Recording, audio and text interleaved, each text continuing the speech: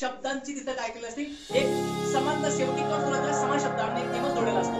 याच्यामध्ये आपण बोलतानाही जुळवतो आणि कधी वाक्यरचनाही जुळत असतो. वाक्यरचना ज्यावेळेस आपण जुळवतो त्यावेळेस तिथं आपण त्याला या भाषेमध्ये किंवा साहित्यामध्ये ज्यावेळेस यमक जुळवला असतो त्याला आपण दाम यमक म्हणतो, यमक म्हणतो. आणि याच्यामध्ये सुद्धा दाम यमक आणि पुष्पयमक असे प्रकार पडतात. तर पुष्पयमक कसा ओळखायचा?